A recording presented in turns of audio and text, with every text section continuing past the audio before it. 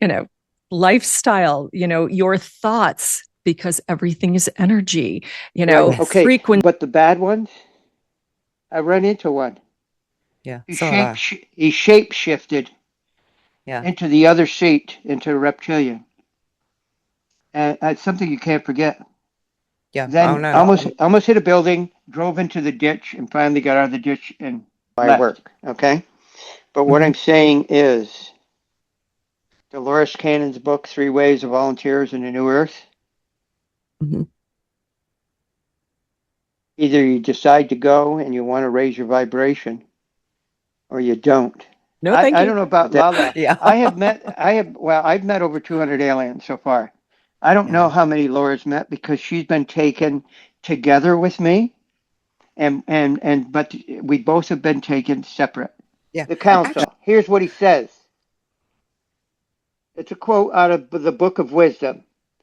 The soul, but none like other, phrase in the Book of Wisdom refers to the soul of the righteous or just person, specifically those, plural, who are in God's hand. These individuals are said to be in peace despite their temporary earthly suffering and are ultimately rewarded with immortality. Right. And so why did they, and because not every time the system gets that close to Earth where it wrecks things. Right. But we're on the cycle where this one's going to. However. Well, it's not going to. That's actually a choice is it a physical new Earth or is it a timeline shift? That when we are the example, when we behave a certain way, treat others a certain way, have that and exude that love, that compassion, that space to listen to them, that helps. It's like planting a seed help. We all have these interactions with other beings. We have these strange paranormal experiences. We have visits from beings. And sometimes we even have healing. We're clean-shaven, basically, what do you call those guys who run around the forest there? Bigfoot? Wookiees or whatever. Bigfoot?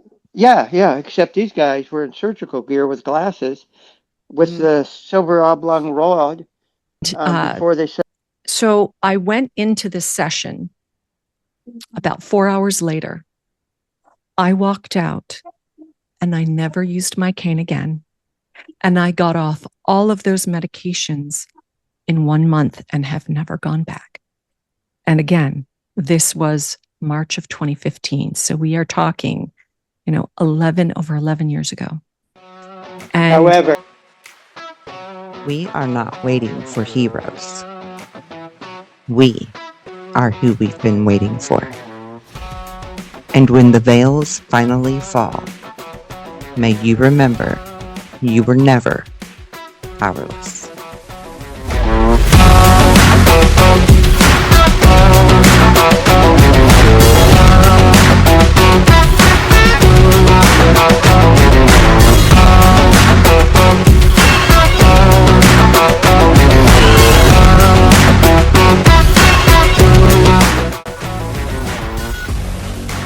Some truths are whispered, some are buried, and some are remembered.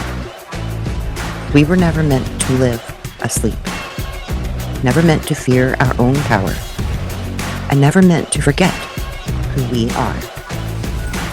They told humanity to look outward for salvation, while the greatest technology in existence was already within us. The mind, the soul, the human spirit. I am Earthson, a voice for those who always felt there was more beyond the veil. This is not just another channel. This is a beacon, an awakening, a place where ancient knowledge, hidden truths, consciousness, human potential, and the mysteries of our reality collide. So grab your coffee, question everything, and remember, who you are. Because disclosure is not just about what's out there. It's about what's awakening within us. Welcome to Deja Brew, waking you up to truth, one sip at a time.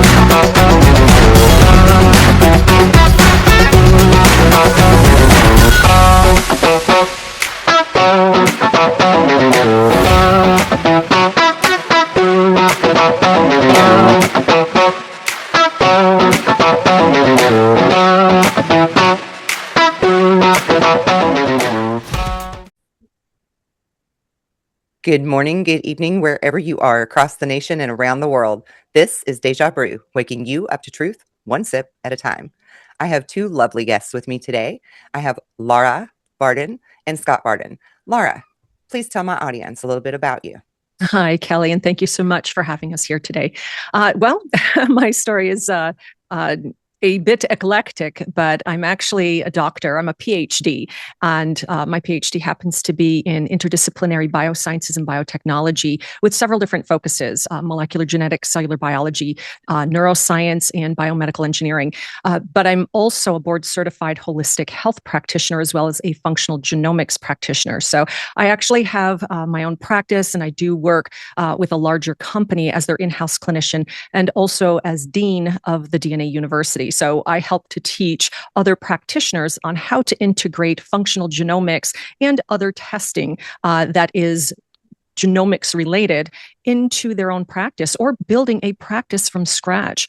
It really is absolutely amazing being able to work with brilliant people, going out and really looking to help other people. And that truly has always been my mantra, is being in service to others. So in whatever capacity that is, that's what I like to do. So that's kind of me in a nutshell. All right, beautiful. I love that you have so many hats. I do too. And I also work toward helping people. So we're on the same page there. Wonderful. All right, thank you very much. That's wonderful. Scott, would you like to introduce yourself? Yes, my name is Scott Stewart Barden. I am 76 years old. In 69, working undercover narcotics state police, I took 3 rounds. One right here that ended up for many years behind my left eye. They couldn't get it out without me losing the eye and the optic nerves and the facial nerves, according to Dr. Charles Barney, who was in Burlington, by God's grace, as their best repairman for the Israeli Mossad, learning how to make Vulcan cannons, which General Electric made back then. So in any event, I went in the military in 1976. My father was the first sergeant, the very first MASH unit, the 815th. We had a VA in my hometown. He also worked for the VA. Also, my mother. So my introduction, and Uncle Swede Wells was CIA. So my introduction into the military life and style was at a young age. I have been the ambassador to the mafia for Army Special Intelligence assigned to the CIA because my mother actually had a child with a guy who turned out to be #1 in North America for the mafia. So basically, they used me to sit down with their people. Okay. So you've been an ambassador to the mafia. Yeah. You were in police work. Yes, I worked undercover narcotics for a couple of years, state police. But then And after you also had a business where like you helped to do something with building Disney and stuff. What was that? Interlocking paving stone. Okay. Ended up doing all the Disney, Universal, SeaWorld, and I did every major project in the country. Great. That's fascinating. Okay. Lara, I want to go back to you for a moment because I actually teach my students, my clients, that humans have more of an ability to heal ourselves and to create for ourselves than we've ever been allowed to really know. And your work, if I understand correctly, has a lot to do with restructuring DNA. Well, it's not a matter necessarily of restructuring the DNA. It's taking someone's DNA and interpreting it in a functional manner to be able to have it be clinically actionable.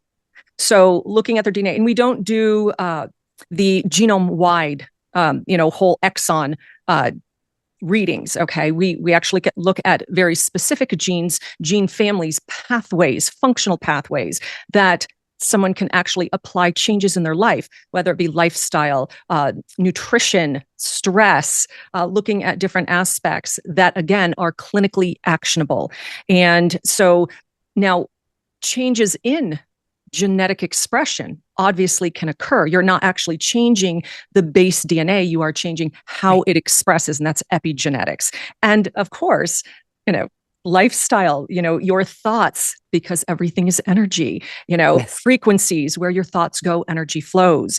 And I love how you had mentioned about the body's ability to heal, because I tell my clients all the time, we are always in a healing state. We just have to have the right frequency, the right energies, thoughts, the way we speak to ourselves, speak to others, what we do, the stress that we allow to inhabit our thoughts, our bodies, because our bodies do respond to that. But not just in our thoughts and that energetic aspect, but also the food we put into it. Because in order for our bodies to continue healing, granted, there are aspects of miraculous healings. I actually have been not only witness to that, but have had that myself. But we have to provide our bodies with the basic building blocks, the nutrients, the clean water, clean air, those clean foods, in order for our bodies to continue that healing pathway. So absolutely. And it's so much more than the short siloed work of Western medicine, where I usually only have 5 or 7 minutes with you. I spend easily an hour with a client per session, really diving in and meeting them where they are, and then leading them as a team, that I work with them. Yeah, I love that. Improve themselves. So do you have any type of data that helps to connect the two, the holistic healing, the thought really being an energetic state of being versus, the health of the DNA, the health of the genetic code, the body, etc.? Like, have you found tangible data that helps to accentuate our holistic practices? Well, there definitely is a lot of data out there. There is work. I know Chidhari, I forgot her first name.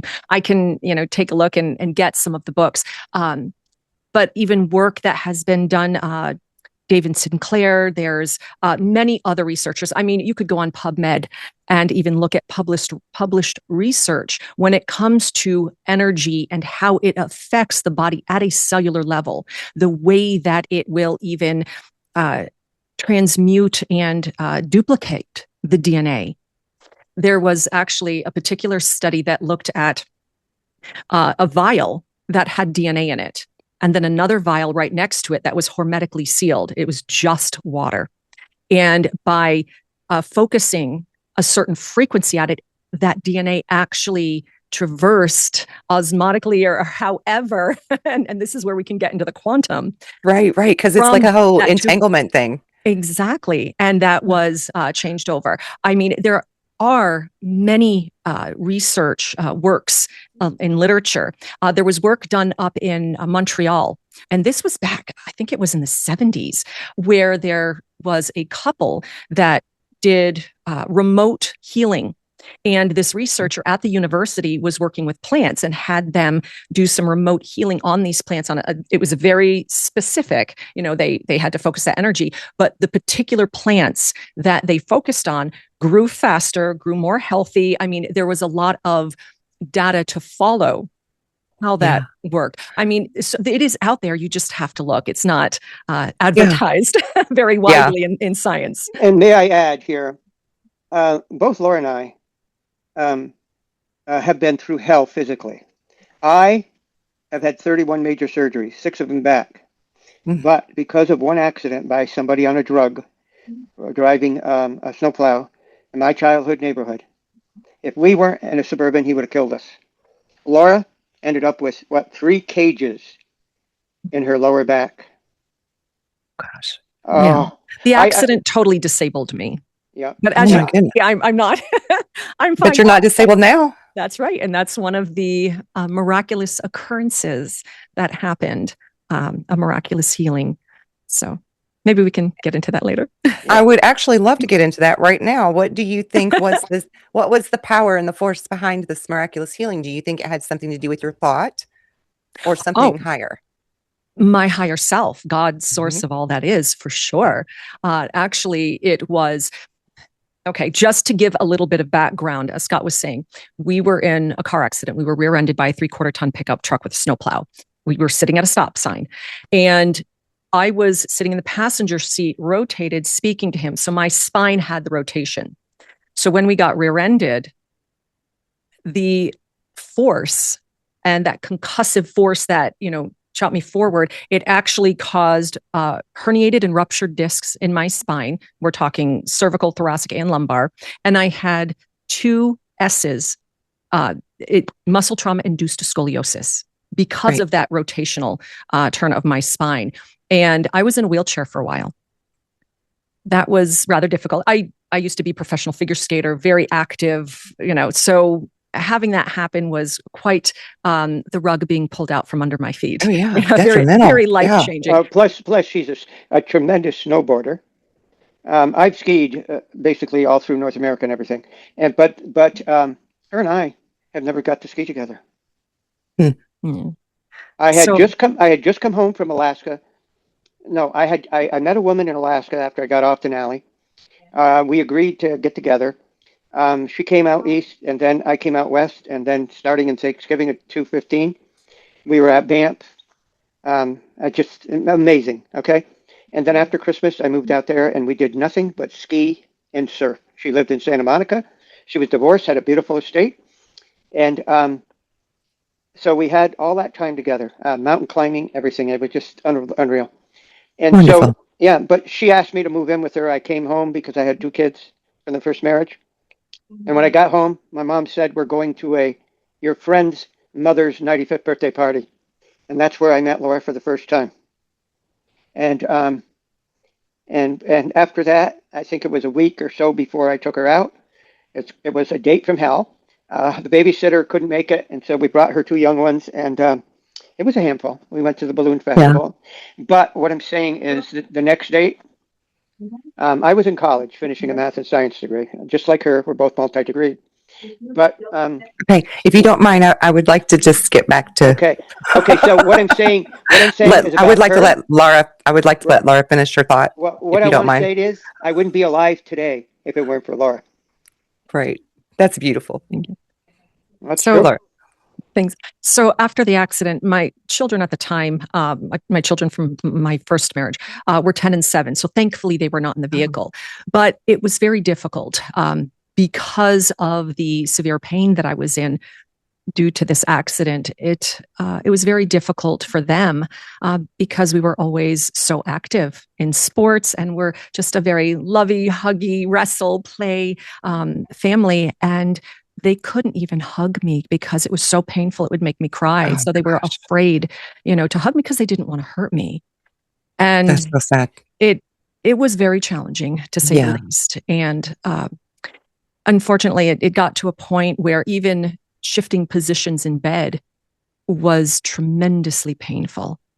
And I do remember on more than a few occasions, I thought to myself, if this is going to be the rest of my life, I don't want the rest of my life.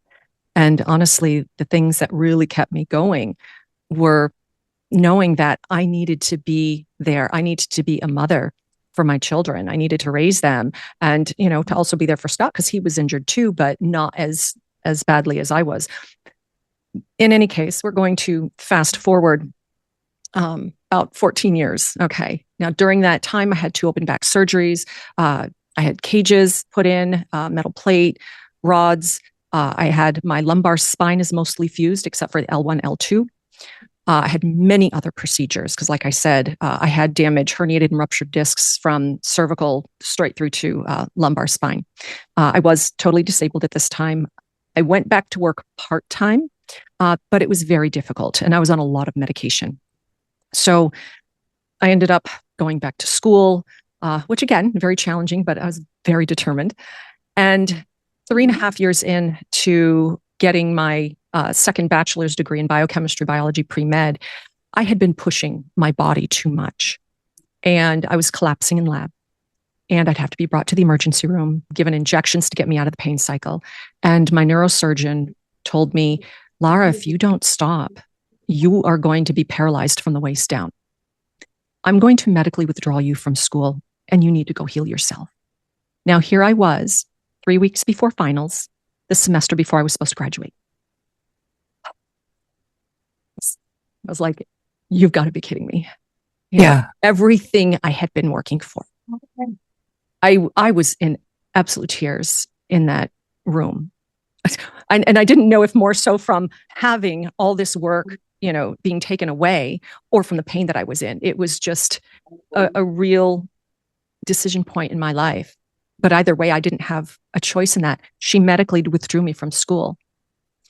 And what was very interesting is that my daughter had given me the book, The 3 Waves of Volunteers in the New Earth by Dolores Cannon. And I had read that like a month and a half before, this transpired. And within 30 seconds of finishing that book, she called me and she said, Mom, you just finished the book, didn't you? And I was like, yes, I did. Now, my daughter and I are very close. And I knew when I read that, I was like, I need to have a QHHT session. So again, my neurosurgeon medically withdrew me in November of 2015. 2014, November 2014. That March 2015, I had my first QHHT session. Now, at this time, I had graduated from a wheelchair and I could walk, but I had to use a cane. Okay. And I was on, probably about 20, 21 different medications. And we are talking a lot of the narcotics, at this time in the early 2000s, mid 2000s, the MS Contin, OxyContin, Tramadol, Neurontin, all those fun things. And so I went into this session. About 4 hours later, I walked out and I never used my cane again. And I got off all of those medications in 1 month and have never gone back. And again, this was March of 2015. So we are talking, over 11 years ago. And however, wait a minute, Laura. But the visits from the Red Ship started on the 4th quarter moon of September 2014. Right. Okay. That's before I had read the book. And right. I think that visit was also a sign of my journey of how that was going to be changed. To be honest, the car accident, with how challenging it was, with how painful, with how life-changing it was, it probably was one of the best things that ever happened to me. That's what I was going to ask you, actually. I was going to ask if you feel like this was something that was a necessary lesson in order for you to realize really who you are. Because I was already, that's in my notes to ask you, if you feel like you're a Starseed volunteer. Absolutely. Probably second wave. Yeah. And the thing is we are given these challenges in life. First of all, Yep. because we signed up for it before we incarnated Yep. here. Okay. And oftentimes we can have this idea when we are in spirit form waiting to incarnate and thinking, yeah, I can do all this and have all these challenges and I can learn and throw I can that on grow me. I faster. can take it. Yeah. We get down here, we're like, okay, what was did I I really thinking? get myself into? And I'll tell you, I certainly didn't feel so grateful at the time when all of this was happening. Mm-hmm. But in that state of grace, in the opportunity that it allowed me to realize the strength that I had to be able to tap into my higher self, into God's source, into being able to have that type of miraculous healing, to say, yes, this does happen. Absolutely. There are things that you need to do. We need to kind of course correct you, put you on that fast path, because there are things that we want you to do. Right. And I just want you to know. But you see, what I think though is because what I went through. Okay, I mean, 31 major surgeries, even my jaw being removed so they could take the bullet out without me losing the eye. What I think is that the biggest thing that changed our lives was we got we were there were some strange things that happened to us that instead of trying to figure it out, it was easier to say, you know what I mean? Because you didn't want to face the impact of it. Yeah, because that actually is a segue into what's next from where we're at right now. But in my line of work, and I know that neither of you really know a whole lot about me, Right. so I'm a starseed as well. But I'm a starseed that came with the memory of being a starseed, with being a volunteer. I was telling my parents at 3 and 4 years old that I'm here for something that we're going to call the Great Awakening that'll start in my late 40s. And that people are going to realize that we are who we've been waiting for, that we're so much more powerful than we've been led to know. And that I'm here to help finish Jesus's true message. And that true message is that we really can go forth and do the same great works as he and more. And I think we absolutely had some type of contract where we said, yeah, just pile all that on me. I can take it, because we were a higher evolved soul already when we came here to help humanity. And so we all got dealt a really hard hand in life in different various ways. And, like God even showed me that I needed to use the lighthouse symbol to show that we are the beacon that helps to lead others back to self. And so we all had these different things that happened to us in life. And I was already on this journey because I remembered to showing people that we can part the storms. We can heal each other even at a distance, all of these different things. And my big painful moment was my daughter, my oldest daughter at 10 years old, was in a horrible car wreck. It said, you know what to do, but you have to do it with zero doubt. And I literally went in there and gave her healing energy and resurrected her. She was flatlining, and I resurrected her. And within 3 weeks, I had not only helped her to regain stabilized basic stuff, her heart rate, her blood pressure, stuff like that. But then the internal healing, the broken bones, the organ damage, all of that in increments was being healed as I sat with her every single day, every single night. And literally in 3 weeks' time, she went from them saying that she was going to die, that she would only live 24 hours, 48 hours, then 72 hours. Then they were like, at best, she'll be a vegetable. She walked in the door of our house 3 weeks later to come home. It's beautiful. So that was my big push. And we all have that different big push in a different way to make us just be ready to completely surrender and embrace this beautiful ability that humanity has been given. And so I love that you said that way, Lara, because that's really what it takes. It takes us being pushed to our breaking point, I think, where we are at that serious crossroads. Do we say, I surrender and I give up? Or do we say, there's got to be more and I'm going to push for more? Yeah, but I think that part of that, it's not necessarily, do I surrender and give up? There can be a surrendering in order for the blessings, in order for us to stop trying to control things so much and allow. Have you ever read the book Letting Go by Dr. David Hawkins? No. That is wonderful. Highly recommend it. Okay. But really, the premise of it is that stop trying to push control, having to, that cognitive, mental, physical so much, and more so to allow to be that conduit, to allow the energy of source, the healing, the love Yes. of Yes. source, having us be that transducer. Yes. And to surrender to it instead of trying to fight it or push so much. 100%. Whole different kind of surrender. Yes. Oh, absolutely. Yeah. And I don't mean that we should sit back and be complacent. No. We need to have that agency. We need to have that action. But it's a shift in the way that we do that. And the thought is a big deal in that.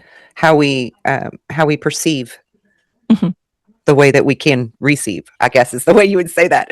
It's how you perceive what you can receive, because thought matters. Yeah. And I feel like also, well, I don't just feel like, in my line of work, I've actually learned this, being a MUFON investigator for several years before I started my own business, to call other starseeds in and to help them. I've learned that we all have these interactions with other beings. We have these strange paranormal experiences. We have visits from beings. And sometimes we even have healing that they do on us. Mm-hmm. And Scott, I believe you were telling me something about, was it healing? Am I remembering that right? That the beings intervened and did some kind of healing or something for you? Or am I misremembering? Well, if you want to get into about how the visit started, that's all part of it. Because we were at Clarkson the summer before. Okay, Laura was working with Dr. Lufkin on something. I wanted these two guys, father and son team, arrested. I made arrangements for some men and different agencies to come and meet me. Late night, lawn next to the airport, all of a sudden there was a flash in the sky. It wasn't a noise, but it was a kind of flash that I've never experienced before, but that you just kind of like freeze. And so all of us, we thought, like maybe a meteor burst in the sky or whatever, except the big guy from the sheriff's department, the lieutenant, who was going to pick up the guy at St. Lawrence University, where he's stationed. He looks up and he says, "Guys, oh my God, look at the sky. Everything seems so close." Well, yeah, it was. We didn't know that the council, or a group called the 217s, the 222s, who were named that by the Russians in 1935, where they visited Egon Majevec at 13 years old, who ended up at our Clarkson University years later, where NASA paid for his $85 million Center for Advanced Material Processing, where he developed those perfect zero-gravity grown metals in space. Okay, let's get back to your personal experience. Okay, so basically, NASA paid for his building at Clarkson. We have a Space Force. What they came for that night is to give me the next 6 gifts for humanity. And one personal gift, you talk about medical, I didn't even know it happened. After they brought me in the ship, that's the last I remember. They put me back. I went and got Laura. She came out. There it is. Look at that. Oh my God, Scott, it's beautiful. Boom. Laura's gone. Where'd she go? So what was your gift, your personal gift? Okay, well, the next day after I had a Zoom meeting from another agency calling in their favor, who knew what happened and to who, Laura says, "What did you do to your head? You picked your head?" I said, "You out of your mind?" She goes, "Scott, you did." I said, "No, I didn't." She pushed right above my left ear, center. There's a hole there. It's like a scar, but there's a hole in the middle of it. What they did is gave me what they call the sight. They injected monatomic gold into my pineal gland. Now, when I tell you, Laura knows this, I can see angels. I can travel interdimensionally. I've levitated. Okay. I can see your auras. I've never heard of the gold being able to do that, but I mean, I teach people how to do that because we have that innate ability within us as humans. So that's interesting. Yeah, I know. And what are the other 6 gifts that you said you were given for humanity? What are those? Okay, so I know how to fold space. I know how to stop. I already started working with different labs, but I know how to build a device that not only stops time with the ultrasound, That's just the only outward device on this red crystal ship. And basically, it's a octave or a vibration of the ohm sound. Because we've met with them, and they are the council of 5 universes and the 5 dimensions in each universe. And in order to get anywhere instantly, for whatever reason, to prevent catastrophe or to clean house, they can get there instantly from 13.4 billion light years away by stopping time. But what I want to understand is, why are they giving us these type of gifts for humanity? Because again, we can manipulate space and time. I mean, I've done this myself personally, and I teach my students how to do this. So, like, Okay, well, I need to understand why? more about why these gifts are being given. Because Is it so that we can understand it from a scientific perspective, or we both know it's not just scientific; it's no? It's spiritual. internal. Yeah, it's internal. It's Spiritual, spiritual. Yeah. right? So, but the point is, why I wanted to tell you about Majevec. Yeah. His medals we gave to the big guys. We have a space force like you couldn't believe. Why they came back? Well, We have 3 big I could ships like 3 big ships like Battlestar Galactica. Okay. However, we passed the test. We could go 2 stars in their planets. We minded our own business. Mhm. So there was a light being on every one of these ships because they don't trust us. Because just like they told Majevec, it's in the book, just like they told me, every gift we give you, you try to weaponize it the first thing. The gifts That's aren't true. They do. intended for that. The military does. Yeah, for sure. Yeah, naturally. So Yeah. in any event, I am troubled to the fact that I've already started working with Princeton Plasma Lab, but this is very basic. Okay, they asked me what was the next step. I gave it to them. But after we started looking at the fact that the thing that projects plasma is the Star of Bethlehem or the Death Star, same thing. The council are your judge, jury, and executioner. We passed the test with going further. So they came to us and said, look, if 217 to 222 is the beginning of the end, if, that's the big thing, you don't basically get your shit together, stop killing each other, take out the garbage, and get back on the purpose of the path of life. That we have in writing. Yeah, and see, I can agree to that 100%, because I personally speak with a Pleiadian council and always have my entire life, and the mission has always been that humanity's consciousness and awareness needs to raise so that we aren't trying to turn on each other, and we can live a more peaceful life to where everyone has plenty and free energy and food and water and all of those wonderful things that we need for basic survival and more. But I want to get back to those 6 gifts real quick with you, so that I can understand that a little bit better, because that actually kind of leads into another question that I have. Okay. So to start with, on the first visit, it was all about learning how to build that device. Okay, and also the injection in my pineal gland. The next visit, which is 4th quarter moon in October, not only did they teach me the next phase, I'll get into it, but they went and visited some other people. I have a list of everybody they visited. So, and they were in the region. As Laura will verify, that night she came out, the first night they came, after they brought her back, she can explain what they do because I wasn't there with her. We stood there and watched them visit 12 other locations. So let's just get back to, what are the 6 gifts? Can you just name them for me? Just name the 6 gifts. You can transfer a soul into a genetically engineered body if they take the DNA from you. And this is what's happened in past before. The Egyptians did it and everything. Okay. I think that actually explains what a lot of abductees see on board of spacecraft when they see the soul being removed from one body and put into another. Okay. Because and they do it. The soul is what has the memory. Right. Yeah. So what's the second gift? Okay, but you want to know how they do it? Particle beam. Right. Okay, they're transferred in. Right now, I just want you to name the gift. Okay, so I know how to fold space. I know how to stop time. Okay. I know how to build the device. We cannot build the Star of Bethlehem.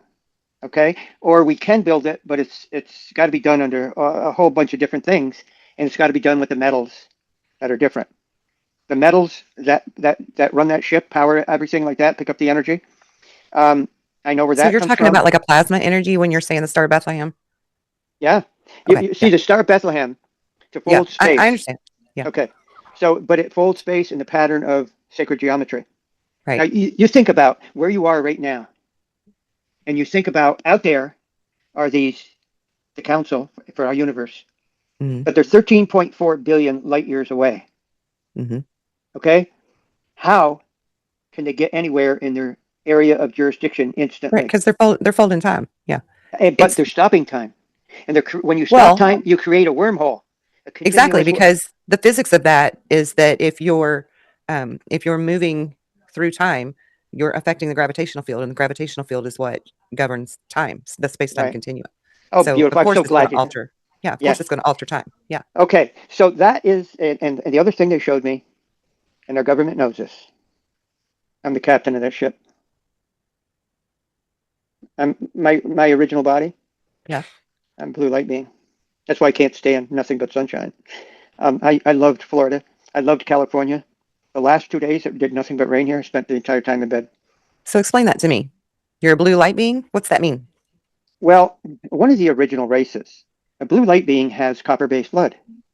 Okay. Okay? All Rh negatives are white hatters from Atlantis. Okay. Well, I'm gonna respectfully disagree just a little bit there, because Okay. Well, you can. it's not just Rh negative, No, you're right. You're right. It's A because plus. I've done extensive research on this, Hmm. and that bloodline thing is some misinformation that's happening to Well, how do you make a explain? division happen. Okay, how do you explain from Ed Casey to Nostradamus to now? Someone just did a DNA blood analysis of the Shroud of Turin or whatever it is, Right. and they revealed that everyone, Einstein, everyone, Ed Casey, Nostradamus, I got the whole list, all Rh negative.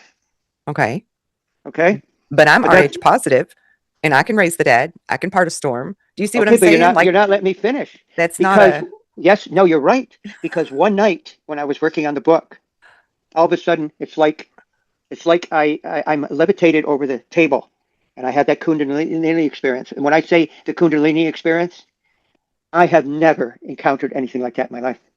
And so they sit me, I float back down, and I go back to working on the chapter, and all of a sudden I'm watching myself like I'm out of the body, turn the legal pad sideways, and write out every DNA code and every blood type that solves the problem of what the Jay Anunnaki did to us.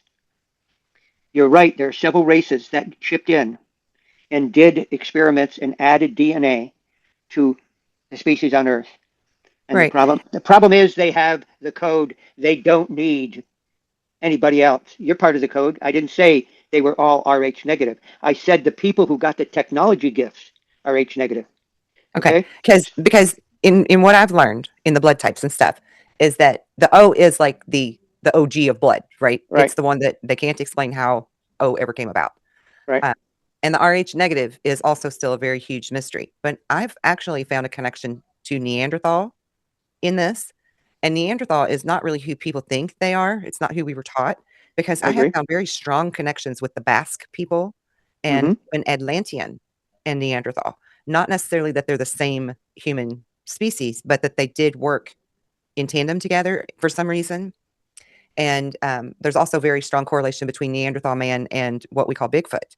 So, and I've seen what we call Bigfoot face to face, 2 feet away from me, and he looked Me just too. like a Neanderthal man, in my opinion. He looked like a caveman. That's Mm-hmm. simple. So I think there's some correlation there too. But it's no secret, I think, at this point, that we had many hands in the pot of creating human DNA that we have today. And from what I understand from my Pleiadian family is that they are who created the Atlantean type human beings, but that wasn't exclusive to like white people, the way that people would think of Atlanteans or even Mm-hmm. Pleiadians for that matter, right? When you say Pleiadian, everybody thinks that's the white person with white blonde hair. But there's actually, brown haired Pleiadians. There's brown skinned Pleiadians. There's also blue skinned Mm-hmm. Pleiadians. Um, and in the human groups that they had a hand in creating. And when I say create, I don't necessarily mean they're our seed race. They're just some type of uh, race of beings that help to seed other planets. They still honor an original creator as well. Right, right. But they showed me very clearly that that's the significance of the red, the white, and the black, that the Templars, that the Atlanteans all held reverence to, even ancient Egypt. And I believe Egypt's flag is even red, white, and black, because those were the skin colors that they were the ones involved in helping to evolve us and improve our DNA and give us the upgrades periodically and stuff like that. I can't explain the yellow skin people. They didn't share that with me, so I don't know about them. But within that, with all that being said, the A and the O blood types are the most prominent, but it's not exclusive to them. And I was really curious and trying to understand the whole blood type thing, because I come from a long family of O bloodline. Whether it's positive or negative is irrelevant. I have a lot of people in my family with O blood type, and somehow I ended up with A, and which still doesn't make sense. But I really needed to understand that further, so I asked, what is the significance, and is there a division between humans with like the Rh negative versus positive, or the O's and A's and B's and all that? And they said no. At this point, there's so many of us that have blended together that this ability, these extra abilities or whatever, are in literally everyone. And so I just want to make that clear, because I don't want anybody to feel like because they don't have a certain blood type that they have no shot in hell of leveling up, right? Because we can all do it. Yeah. Now, have you read? Because Laura is right. Her daughter introduced us to this after the visit started happening. Mm-hmm. What she will verify is that I was given a message to give to the Hopis, but I also had an obligation to brief the military, the Space Force, and everything, because I took an oath. I'm American. Right. So Okay, the Israelis tried to get? Huh? Did you give the Hopis that message, and what was it? Okay.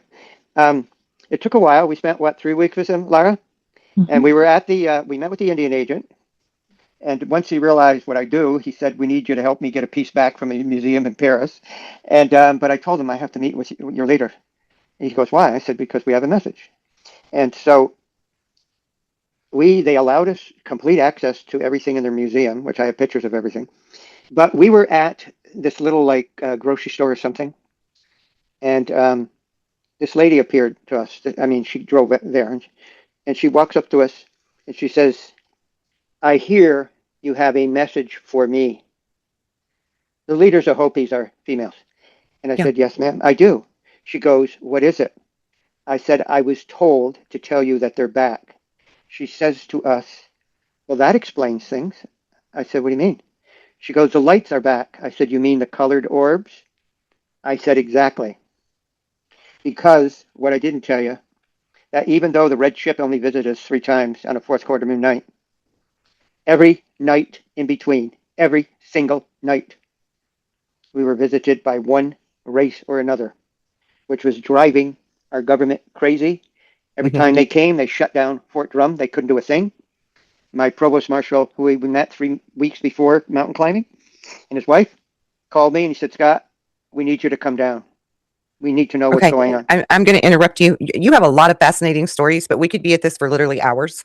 Yeah. So I'm going to interrupt you and pull you back just a little bit again. You had a message to give to the Hopis. You've told us what that is. And what year was this? 2015. In 2015. Okay. And what was the message that you were to give to the military or the Space Force? Well, he called me and he said, "Scott, they're shitting their pants. They think it's an alien invasion." He said, "I got 65 flying in from the Space Force. Can you come down and brief them?" I said, "Of course." And I did. Now, you have to listen, because this is exactly what happened. Okay. I met with him. I had never been. I used to go there as a kid. I had never been to the new base. It's amazing. They have a law enforcement center that's massive. And so we met together and we talked. He told me, he said, "Scott, every time they were coming, of course, we know where they showed up." He said, "But Scott, they shut everything down in the base. And the guys who flew in to see you, who I'm going to introduce you, they think it's an alien invasion." You're talking about the top leaders in space of our Space Force. So we go into this big lecture hall. He introduces me. And I said, Laura knows this. I said, "Gentlemen, so you think it was an alien invasion, right?" "Yeah." I said, I want to get everything that you witnessed and what I and my wife experienced. I want to make sure we agree on this. I said, "Okay." I said, "So you saw him fold space to get here?" "Yes, sir." I said, "That's a pretty amazing thing, isn't it? Folding space?" "You bet." I said, "Okay. So we agree on that?" "Yes, sir." "Okay, so I want to get this clear." I said, "When they left our house and they appeared over your house, which is Fort Drum," I said, "Did you see the ship move?" "No." I said, "Did you see that red streak of ionized air?" "Yeah." But I said, "You didn't see the ship move at all, right? You saw it at my house, then you saw it over your house. They shut everything down, then it jumped back to my house.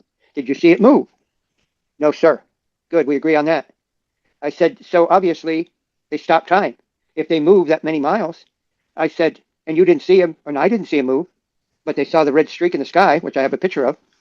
I said, obviously they stopped time. Do you agree on that? Yes, sir, we do. May I ask, Said, is that the same thing as jumping time? I thought about that. I guess it's a matter of how you want to put it into the actual action. Okay. Okay. Now, Okay. you're right. But the thing is, why I say no jumping time, because when you stop time ceases to exist. So you can't jump Great. it. Well, Okay. So they agreed on everything. Now you got to excuse this. So I said, and so they shut down everything on the base 12 times that night, the first night they came. Yes, sir. Good. And so you guys think it's an alien invasion? Yes, sir. So I said, gentlemen, excuse this. What the fuck do you have in this base that can stop time and fold space? Gentlemen, if they were our enemy, would we be here right now? yeah, They looked they're at not me. our enemy. They No, would have already annihilated us right. if I they said to were. them, I said, guess what? They said, what? I said, they taught me how to fold space and stop time. They've taught me how to build everything. They're going to give us the red crystal ship. And I said, we got a ways to go, but they want us to join the council. Mm-hmm. And you could have seen the fear, the thing, the hugs they gave each other. And then they came down out of this thing. Some of the guys I knew. Okay, most of them I didn't. That wasn't my first briefing now. I don't know if I should tell you the first one, but I'm at the point where I don't give a shit. Before this even started, my wife and I came for my grandson's first birthday to Maynard. I had a meeting with the Irish mob about the paintings that night. And somebody who got into the sealed files, we set him up, who was laundering money in 87 from the cocaine the CIA was running from Nicaragua to Mina. That's three of my best friends I worked with. One was a state trooper, the other two were DOT landscaping, New York Air National Guard. We set Comey up. Okay, he was up to it again. We're about to take the whole group down. They tried to kill Lara and I, not once but twice that weekend. But the Saturday, the party was canceled till Sunday because a friend of Jace's called him, according to Jace, hey, your parents coming down this weekend? Yeah. Well, why don't you bring them to this party over at Region 1 headquarters? Well, I have to put off, Jace says, I have to put off the party till Sunday. That's okay. We get there. One of my classmates is Region 1 director. And nice thing to say to him. And we were laughing. And a kid pokes me in the arm, a man. He had 44 other people with him. I knew right away. He said, sir? I said, yes. He said, you know as well as I do, they only tell us what we need to do our jobs. We know you know differently. It wasn't but a month ago how I found out how they found. So the whole point is, I made them prove me with their IDs that they could see, and we sat down, and they said, okay, what's it all about? I said, inbound binary system. He said, I thought so. What do we do? Follow the money trail. Ever since that point, guys like me, with the right mind about morals and everything, we've got 3 ready to open a 4th military tribunal base. Because after my first briefing, when I went down for the second one with another group at Drum, my buddy's not there. Where is he? He's at Gitmo, Scott. I thought so. Okay, I want you to pause for just a moment. Okay. Because I do want to get into that, but I want to back up just a little bit to where you said a binary star system that's inbound and follow the money trail. What's that mean? Follow the money trail. I understand. Okay. I mean, I tell people all the time we're in a binary, probably a trinary. No, we're in a binary. System. Okay, so in ancient history, I mean, there's no question about how did I get into it? Well, okay? I just wanted to understand what you meant by follow the money trail. What's that mean? Well, because in my work, I have to give you this example. Okay. My last big case at Fort Monmouth, because it's something I witnessed at another federal reservation as a kid called Sunmount. That they have a game, the civilian employees. Whatever you need, but you owe the pot. I got told to pay attention to something, and sure as shit, I caught something. By the end of the day, with 2 FBI agents that came out of Vic's office in Newark, I had proven that the civilians at Fort Monmouth, where the accounting office was for the Worldwide Electronics Command, had already stolen $127 million from that year's budget. But what does that have to do with the binary star system? Well, what I'm saying is, all of a sudden, Scott, you're going back to college, you're going home. I always questioned why, of all the cases, it was that day and there were 2 FBI agents there listening. Because that money, that's trillions that are missing, underground bases, you wouldn't believe. I've been in some. Right, because that's what I was wondering. Because they're building the bunkers so that they can be safe. And we've been taking them out. We've been finding thousands of kids down there. Yeah. Oh, I know. Okay. So that's what I mean. All that money they stole from us. This is not just us in other countries. Right. It's all because of the Illuminati, Soros. Yeah. Okay. Yeah. But I didn't get a ticket. Neither did you, because we're not special. Right. Yeah. That's okay though. I don't want to be in their damn bunkers. No. Me either. So that is the reason why. You can keep it. Yeah. Right. Well, tell them about your visits, because I need a break. Tell them about your visits. I did get an invite once upon a time to be involved with the Illuminati, and I was like, no, thank you. Oh, did I too? You bet your ass. You know what they offered me? Because, I may look pretty good, but I've had 31 major surgeries. I'm 76 years old. Yeah. And if it weren't for Lara and her natural supplements and taking care of me when they removed my jaw to take the thing out, I don't know where I wouldn't be here. But what I'm saying is, I'm not the only one who got a gift. The doc got one too. Lord, tell them what they do. Come on. He likes to put you on the spot. Yeah, I want her to talk. Well.